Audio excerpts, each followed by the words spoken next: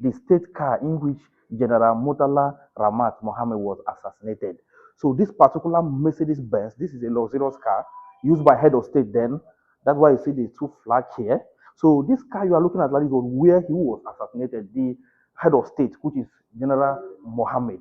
You want to go? So these people that assassinated him, which the leader was Sukadinka, they targeted the driver, which when you look at it, you see bullet holes. This is where they targeted the driver first and started shooting from front, and they got the driver, which made the car to stop. And before they started shooting sporadically on top of the car, that's why when you look at the car, you see different bullet holes all over the cars. And this is where the general head of state was sitting down. When you look at it, you see bullet holes on the seat. You see it? This blood hole on the seat. They targeted him and begin to shoot. When you look at outside too, you see bullets. Bullets destroy the glass, and look at the bullet hole everywhere here. So they targeted him and shot him, and the man could not even come out from his car. Look at the bullet hole. Nah, the kind of bullet where these people pound on this car is too much. So it even destroyed all the glasses. Just look at this glass was destroyed. This one was destroyed. This one was destroyed, and everybody in this car was, sustained. Like everybody was in this car was pronounced dead except one person. It was that one person that was like, he was the one that recognized the general who was Dinka that time and pointed that this is the man that led the army that killed the head of state. And funny enough, the man that killed the head of the head of state was not even angry. He was not scared. When he was arrested, he was smiling because he was proud that he had assassinated a head of state. So that shows you the kind of heart these military people had that time. So hello guys, this is Creative Law TV. We are live and direct in Lagos. And when you look at here, you see National Museum Lagos. So we are here to tell you some history or history you don't know about. So let's go. But you know us now, our own is to travel, investigate and showcase and tell you what you don't know or what you have not heard about. So let's go, and you use your eyes and ear to hear and see. Let's go.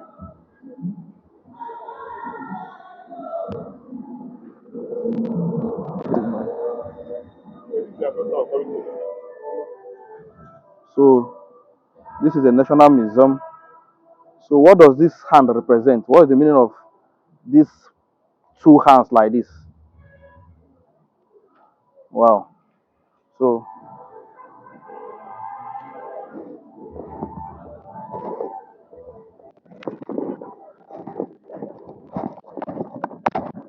All right, so this is Nigerian government yesterday and today okay. that talks about the political structure, everything politics that has happened during the colonial period, the military, and the civilian government. And here we are to look at the event that has unfolded in those days. Okay. But before we do that, we get to have a review of what Nigerian color, what is coat of arm, and everything looks like. Okay. And that's what we have over here. The Nigerian color is comprising of two colors that we know, the green and the white.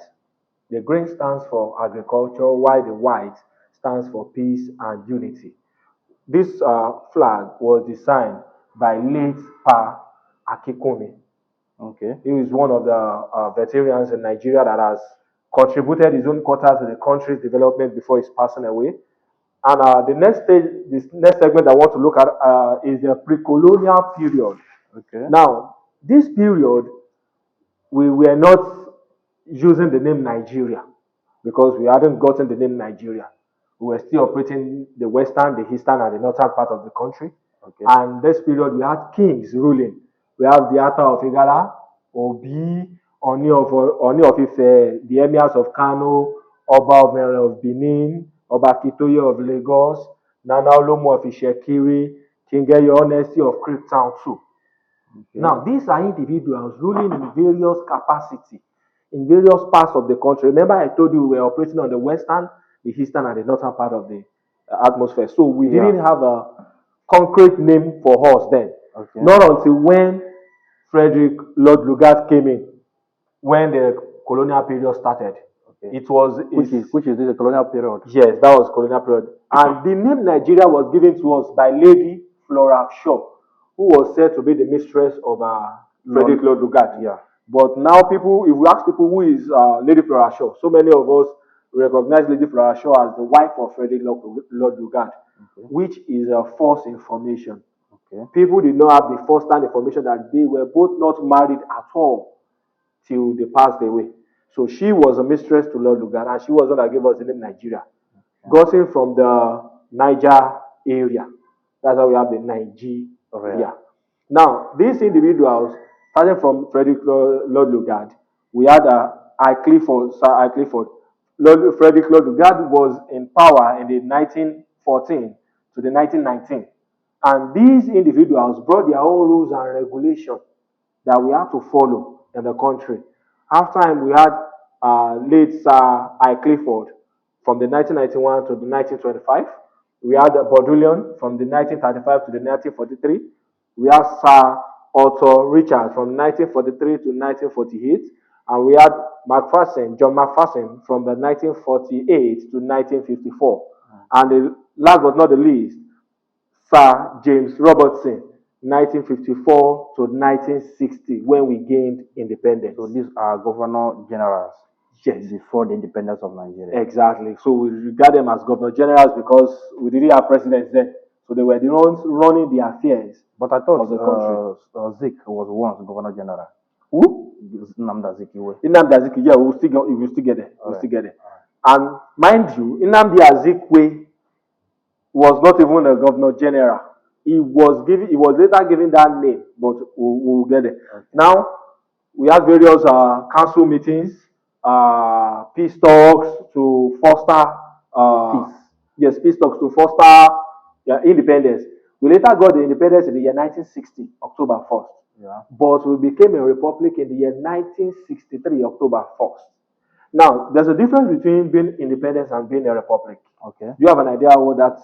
So independence and republic, please tell me, I don't know. Okay. Now, when you say one is independent, that means you're able to stand on your own to cater for your own need. Exactly. And when you say a republic, that means you are free from external affairs. Okay. Example, from external forces or external affairs. For example, the war between Israel and Iran. You know, it's got to a time before USA could intervene. Yes. And yes, USA had to intervene because they were both in the United Nations. And that is the reason why USA had to intervene. But it took USA a long time before they could intervene because those two countries were Republican states. So if any country is a Republican state, you can't interfere into their political matters the way you wish unless they call you into that matter. Okay. So when Nigeria became a republic in the year 1963, it was free from external affairs influence. Okay. But before that, we still had the Queen of England having an input into Nigeria's government in the year 1960. After the independence. After independence, yes. It was when we got to become a republic in the year 1963 that influence stopped. Ended. Yes, it ended. And the first republic started with late Alhaji Sir Abubakar Tafawa Balewa, who was the prime minister then. That was October 1st, 1960. And he ruled till January 1966. Now, after Tafawa Balewa, while he was still there, his right-hand man was Right Honorable Dr. Nnamdi Azikiwe, who was the first Nigerian Governor General, just like the colonial masters. Now, why do we have this man as the Governor General? He was put in that position by the Queen. Okay, that's why he has that tag of Nigerian Governor General. You know, it's only the British that were given that tag. Yes. So he was put there by the Queen. That was why he also has that. And that was after the independence. That was after when Nigeria was under republic. Yes, in the year 1969 to the 1963. Now, Nnamdi Azikiwe is one on our 500 naira notes. 500 naira notes that we are familiar with. While Alhaji Tafawa Balewa was the one on our 5 naira notes. Okay. Now, they also had northern premiers. The northern premier was Alhaji Ahmadu Bello, the one on your popular 200 naira notes. We have Chief Dennis Osadebi on the Midwest region. He was not on any naira note. Right. We had Obafemi Awolowo, the premier of the Western region. who was on the 100 naira note. Okay. And we had Dr. Michael Okpara, the premier of the Eastern region. He also was not on any traditional note whatsoever. Yeah. From him, we had the first Inspector General of Police. But now, we have the first Inspector General of Police, that is Sir Louis Edet. If you get to Abuja, the police house there in Abuja is being named after this man, Louis Edet's house. That is the first, because he was the first Inspector General of Police in Nigeria, yes. And we had the acting president and commander-in-chief of the armed forces of the Federal Republic of Nigeria, the person of retired Honorable Uwanfo Orizu. Okay. He was the acting president and the commander-in-chief. Now you see this tenure, they had an acting commander. That was after the First Republic, when it was after when the First Republic was about coming to an end. Okay. A year interval that the acting president and commander-in-chief was chosen. Okay. Now after that, we had a military regime that started in the year 1966 through a coup that was orchestrated by Lieutenant Colonel Francis Adekunle Fajuyi, which saw Aguiyi-Ironsi being the beneficiary of the head of state. This was the period where we had Adekunle Fajuyi, Chukwuemeka Ojukwu, and Aguiyi-Ironsi in the same regiment then. And Aguiyi-Ironsi went on to become the military head of state after the coup that was brought out by Adekunle Fajuyi. Okay. Now, this particular government, something happened. 5 months into their tenure, someone struck through another coup d'etat. And when anything is being regarded as a coup d'etat, we know it involves shedding of blood, loss of life, properties, and the rest. Now, the man is General Yakubu Gowon. Now, General Yakubu Gowon launched a coup attack on that government without sparing anyone. He killed everyone. Adekunle Fajuyi lost his life. Aguiyi-Ironsi lost his life. But someone didn't. Who? Chukwuemeka Ojukwu. They didn't die, but others died. Others died. But Chukwuemeka Ojukwu escaped. It was Chukwuemeka Ojukwu that later started the Biafra movement. Okay. During General Yakubu Gowon's tenure, when they had their civil war in Nigeria that claimed thousands of lives. Yeah. And if you look at this picture here, where he and General Yakubu Gowon, where they were having a peace talk, but the meeting was unsuccessful because they couldn't reach an agreement. Yeah. So this man, that's General Yakubu Gowon, in the year 1975, he went to Akagana for a peace talk. Those conferences that the president goes to, whenever they say that he has traveled out and the rest, he also went for one of the trips. So that was in Kampala. Yes. Sorry, Uganda. Sorry. That's why I was trying to get the country right. Uganda, rather. Yeah. Now, while he was there, something happened.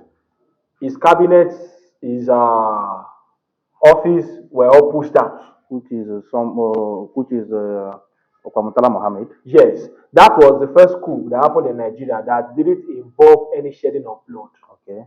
And it was tagged a bodiless coup by General Murtala Muhammad.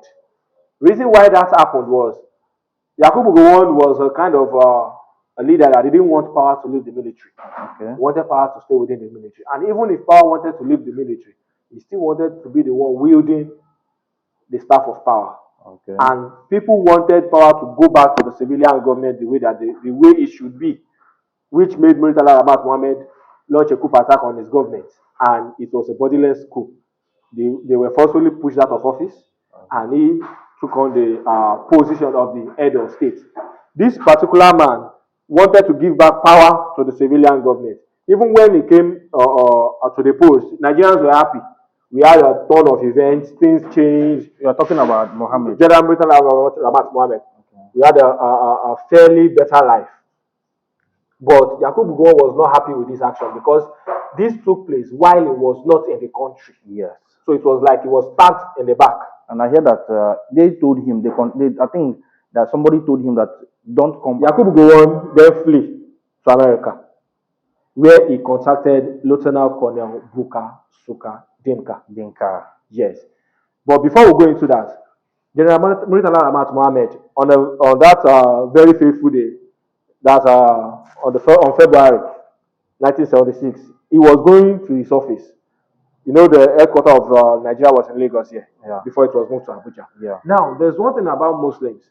They don't go to the mosque with firearms.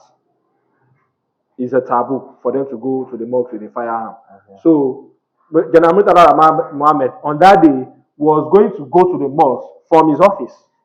So that morning, he didn't go with his firearm because he knew that he wouldn't be let into the mosque with that firearm. Okay. So that was the perfect sign for Lieutenant Colonel Bukasukadinka to strike because everyone in the vehicle will be without their firearm. Okay. Yeah. Okay. That means he dropped the gun, their firearms, inside the office, and they went to the car and drove out. No, he was coming from his house Okay. to his office. Okay.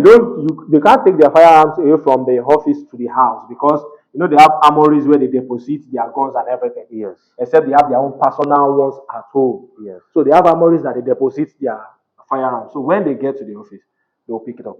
So it was on his way that he felt before he gets to the office, they should do what they want to do before he gets to even to his mosque. Yeah. So it was when they were moving around the Koyi roundabout in this same vehicle. You can see the spot where we have more bullet holes. That is where he was seated. Okay. The chair there, where we have more bullet holes. That is where he was seated. Okay. When they were ambushed and they started shooting periodically at them. If you look at every part of the car, you see bullet holes Everywhere. The impact of the bullet holes were the broken glasses also. Okay. They didn't. Okay. This is how it was. This is how they made the car there. Yeah, this was how they made the car when they picked it up. Wow. After the incident had happened. Oh wow. If you also check the windscreen, if you check the back seat of the driver, where you had a bullet hole also. Now, when this happened, it took a while before the military could intervene. When the military intervened, the deed had already been done. Yeah. The attackers have fled. They have left. They have left. So everyone was rushed to the nearest hospital. Now, on getting to the hospital, they were pronounced dead. But I'm just wondering, somebody as powerful as Mohammed, I think he's supposed to be using like a bulletproof car. Yes, in that time, we had bulletproof cars, but we were not using them in Nigeria yet as at then. Okay. We were not using it in Nigeria as at that time because no one actually knew that they would be murdered in a car. Yeah. Because he is the only head of state that was murdered in a vehicle. Those thinkers, they got them cheap. Like they got them very because they were harmless. There's nothing they could have done. They did the assignment very well. So know that they won't be with their firearm on that. Which shows that there is an underground plotter. Sure. They will surely have an insider. So it cannot be done all by themselves. So guys, this car was the car Mohammed Murtala Muhammad, which was the head of state. This is the car he was using, and this is where he was assassinated. This particular car, you can see bullet hole all over the body. So Murtala Muhammad was assassinated by Dinka. That is a Suka Dinka. Lieutenant Colonel Suka Dinka. Yeah. So he was killed by him during the military rule. So which is very, that time killing is very easy that time. So continue. Okay, so after the incident, one man survived. Okay. One man survived in the car. One man survived. It was said that he is from Kogi State. So he was the one that pointed to Bukasukadimka, that he saw Bukasukadimka leading the attack. And this is the picture where Bukasukadimka was arrested, where you videoed the last time. Yeah. This was the picture where he was arrested. You can see that he was smiling. Why is he smiling? Okay, let me give an example. When you were very young and you want to take the meat from mommy's pot, yeah, and you are successful at doing that, won't you smile at yourself that you've achieved something? So by killing he was happy that he had achieved his aim of killing the head of state. So he had no regrets. His name will be in the history. Exactly. Wow. So he had no regrets. So Murtala Muhammad's body was flown to Kano through Lagos Airport then for burial. Okay. So to commemorate his legacy, to put his name in the sand of time, Lagos Airport was then named Murtala Muhammad Mohammed Airport. International Airport. That we have it. We still have the name till date. Today, yeah. Now from there, the government went to Olusegun Obasanjo because he was his chief of staff. He was like his second in command.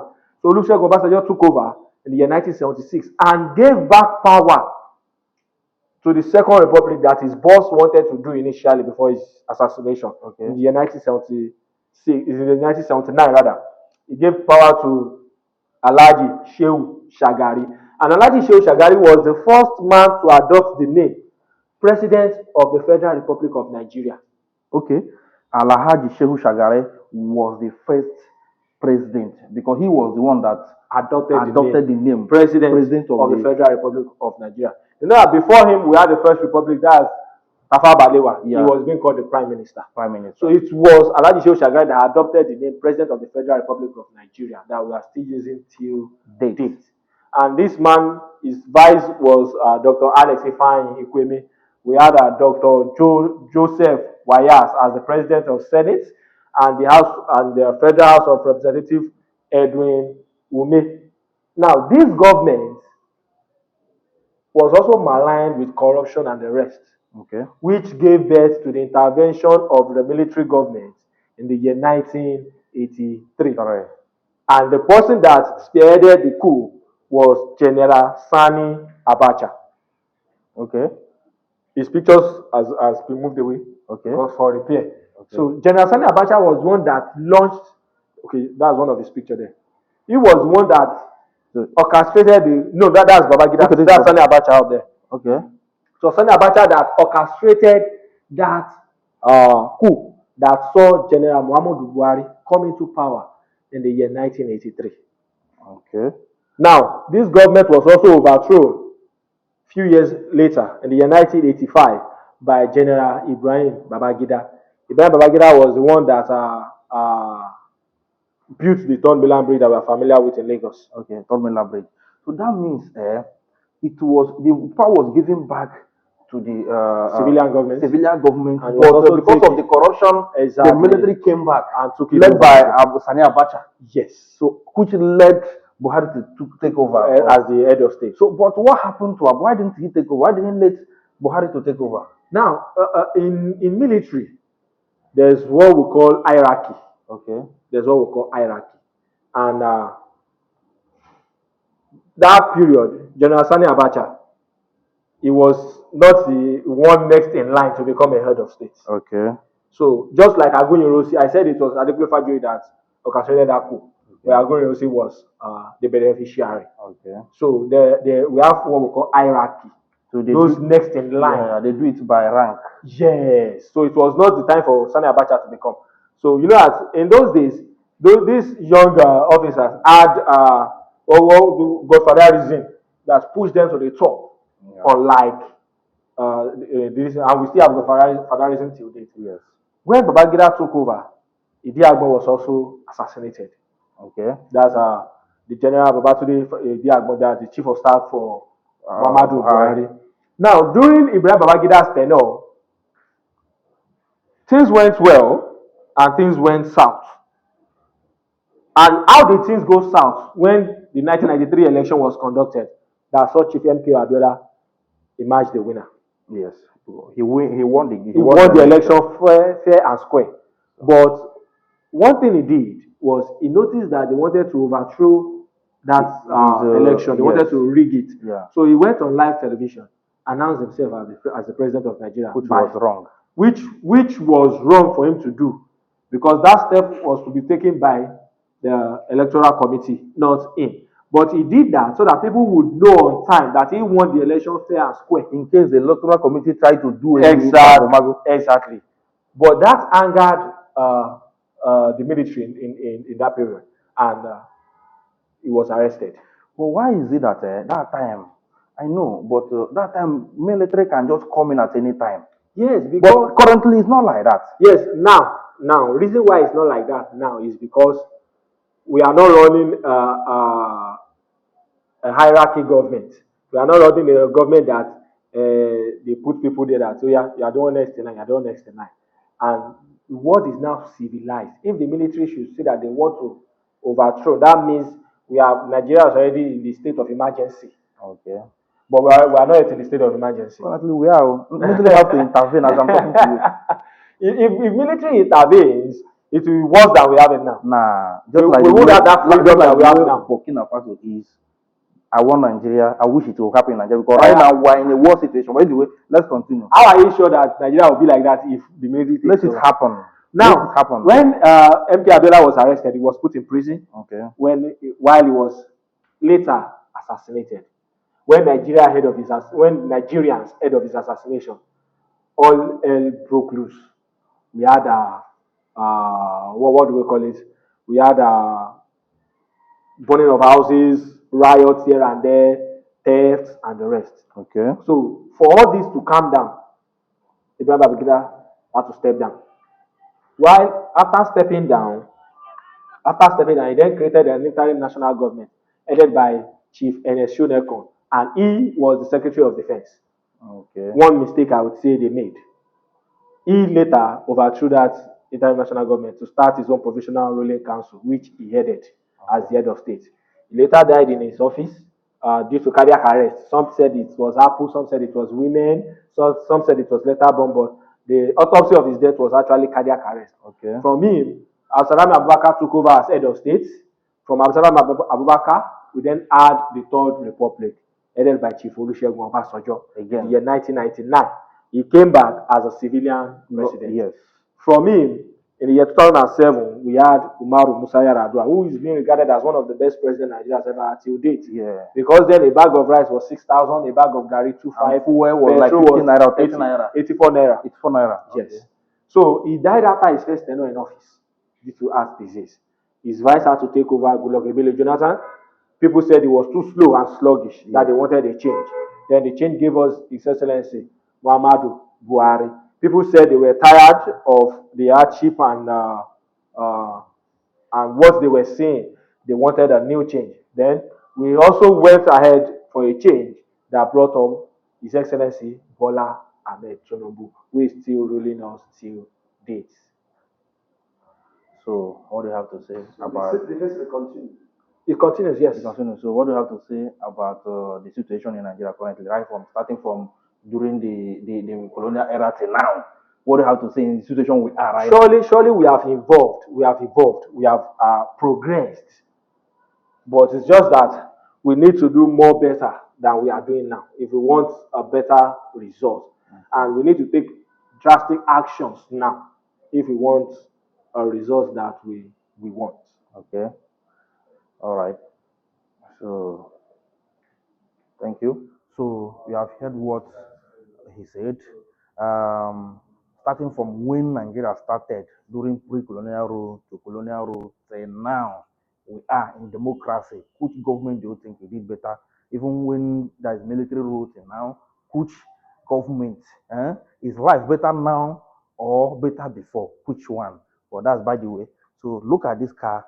You will see the state car in which General Murtala Muhammad was assassinated. So this particular Mercedes-Benz, this is a luxurious car used by head of state then. That's why you see the two flags here. So this car you are looking at is where he was assassinated, the head of state, which is General Muhammad. You want to go?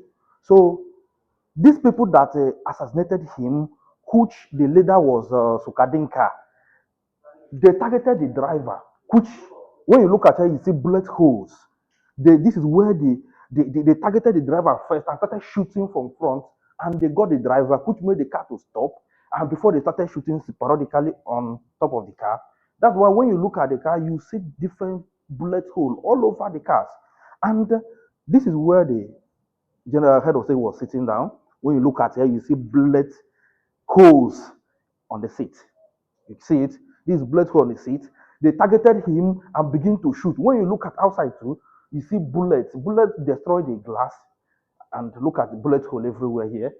So they targeted him and shot him. And the man could not even come out from his car. So when you look at this car, you know it's a luxury car. This is a Mercedes 200.6. So I don't know the model actually, but this is a historical museum. And this is okay. Look at bullet hole. Nah, the kind of bullet where these people pound on this car is too much. So it even destroyed all the glasses. Just look at this glass was destroyed. This one was destroyed. This one was destroyed. And everybody in this car was, sustained. Like everybody was in this car was pronounced dead except one person. It was that one person that was like he was the one that recognized the general who was Dinka that time and pointed that this is the man that led the army that killed the head of state. And funny enough, the man that killed the head of the head of state was not even angry. He was not scared. When he was arrested, he was smiling because he was proud that he had assassinated a head of state. So that shows you the kind of heart these military people had that time. So this is a massive, and we are showing you the car used by Murtala Muhammad, one of the general during the military rule, one of the head of state of Nigeria. Murtala Muhammad, you can see they named him after Lagos Airport. Lagos Airport was named after Murtala Muhammad International Airport. Watago, because he's regarded as a legend. That's why they named it after him. So this is a history home, and this is the car used by former head of state Murtala Ramat Mohammed.